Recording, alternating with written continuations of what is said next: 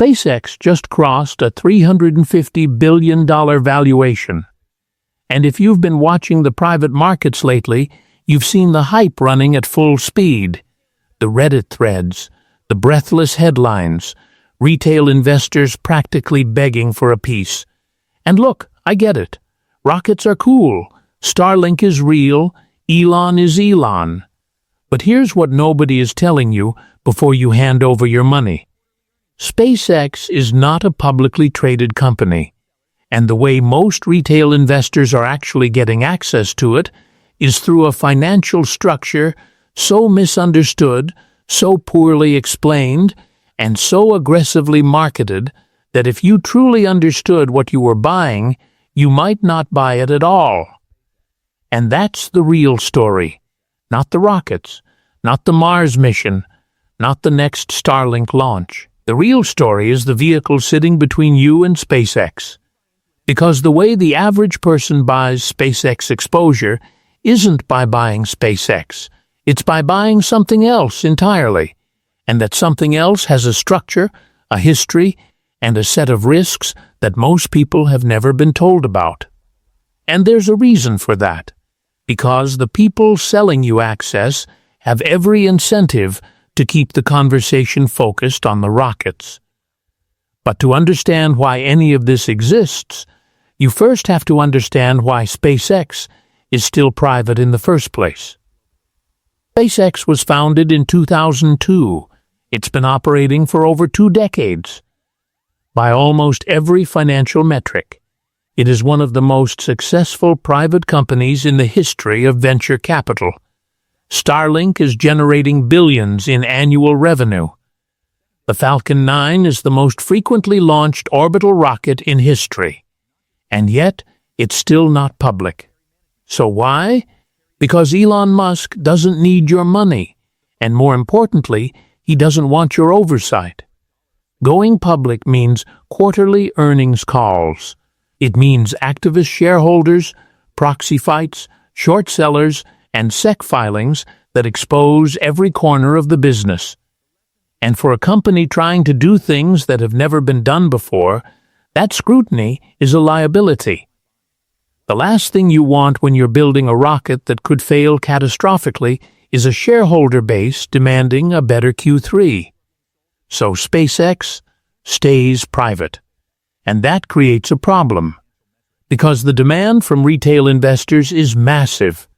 And where there is massive demand and a closed door, someone will always find a way to sell you a key, even if that key doesn't open the door you think it does. And that's exactly what's happening right now. Because there are currently multiple vehicles being marketed to retail investors as SpaceX exposure. They fall into roughly 3 categories. The first is pre-IPO shares through secondary market platforms. The second is funds and SPVs, special purpose vehicles that hold a slice of SpaceX equity aggregated from early employees and insiders who want liquidity. And the third is publicly traded companies that hold SpaceX as part of a private asset portfolio and trade on public exchanges. And each of these comes with its own version of the same fundamental problem. You are not buying SpaceX. You are buying a claim on SpaceX. And that distinction is not small.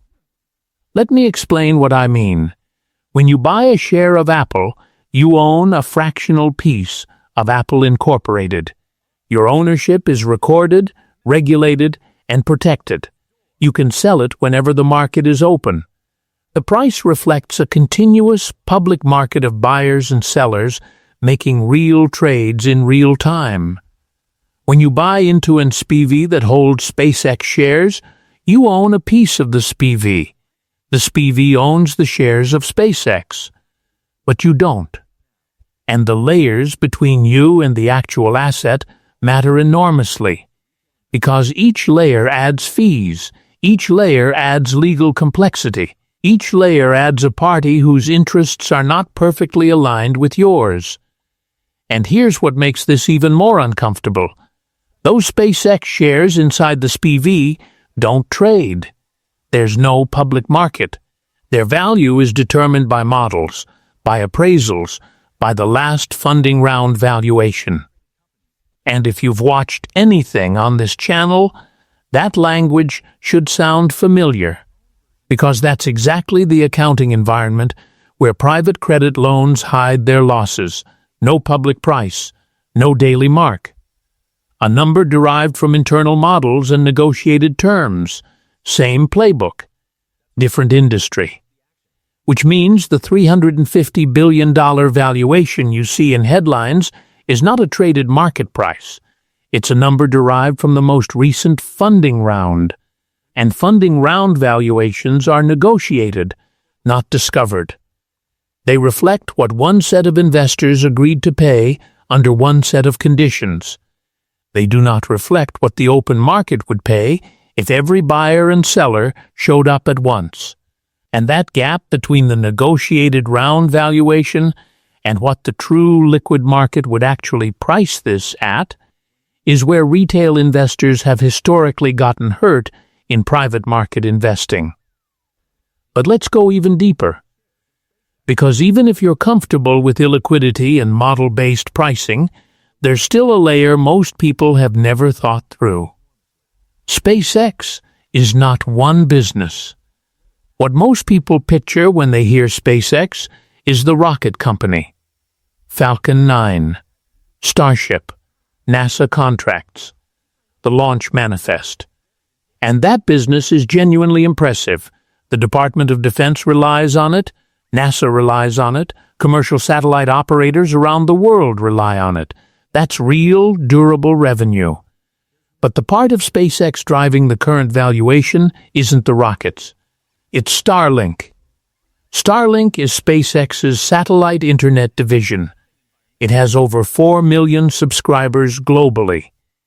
It's generating somewhere between $6 and $8 billion in annual revenue by most analyst estimates.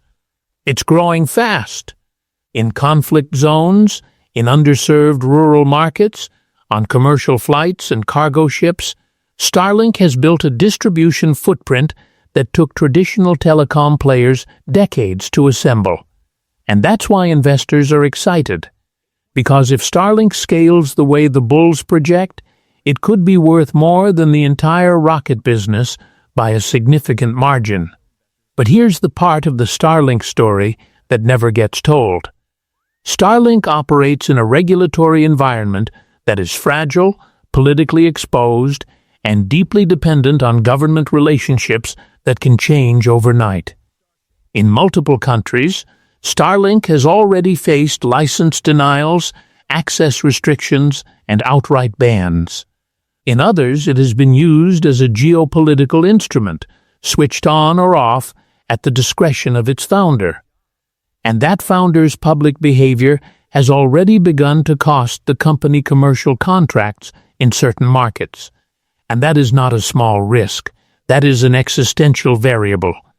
Because the thing that makes Starlink uniquely powerful, that one person controls a global communication network outside traditional infrastructure, is also the thing that makes it uniquely exposed to the decisions and reputation of that one person. That risk doesn't show up cleanly in a model. And it certainly doesn't show up in the pitch deck being used to sell you secondary market SpaceX shares. Now let's talk about the fees. Because if the structural complexity and valuation opacity weren't enough, there's also the cost of access itself. Secondary market platforms that sell pre-IPO shares typically charge a transaction fee on top of the purchase price. That fee is not small. And then there's the spread the gap between what insiders are selling their shares for and what the platform charges you for access. That spread is often not disclosed in plain language. SPVs carry management fees, sometimes carried interest, sometimes both. Which means if SpaceX doubles in value and you're sitting inside an SPV, you may not double. Because the fund takes its cut first, and the publicly traded vehicles that give you SpaceX exposure Those trade at a premium or discount to their net asset value. Because they hold illiquid private assets, they can trade at a significant premium, meaning you might be paying $1.30 for $1 of SpaceX exposure, sometimes more. Every layer between you and the asset is a fee extraction mechanism dressed up as access. The best companies are not always the best investments. Valuation matters. Structure matters. The price you pay and the vehicle through which you pay it determines the return you actually receive. And the history of retail investors chasing private company access before a hyped IPO is not a history of outsized returns. It's mostly a history of buying at peak narrative, paying elevated fees. And with SpaceX, that gap is wider than most people realize. The exciting story is almost never the full story. And by the time the full story is visible, it's usually too late.